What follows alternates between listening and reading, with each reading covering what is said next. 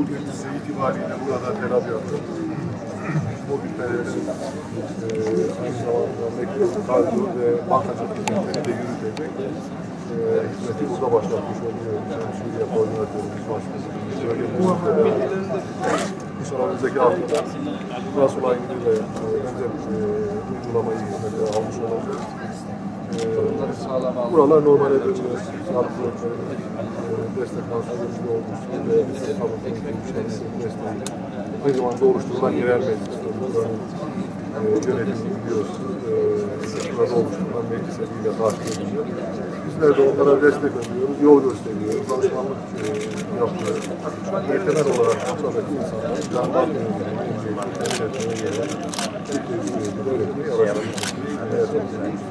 Her geçen gün daha iyiye doğru gidiyor. Çok itibariyle daha önce neredeyse 25 bin civarında telafi yapmışız. Bugün itibariyle 100 bin üzerine geçtiğini görüyoruz. Türkiye Cumhuriyeti Devleti'nin elimizdeydiği yerlere güven geliyor, huzur geliyor.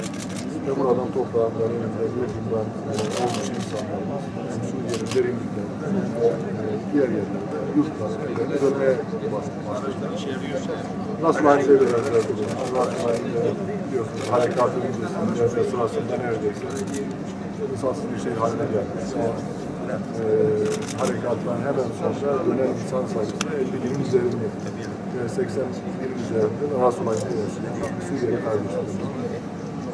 Bütün kamu kuruluşlarıyla birlikte buradaki yerel meclisleri oluşturulan yapıları desteklemeye ve buradaki hayatın normale döndürmeye yönelik çalışmalarımız inşallah Türkiye'ye yaraşır bir şekilde, yakışır bir şekilde bundan sonra devam edecek.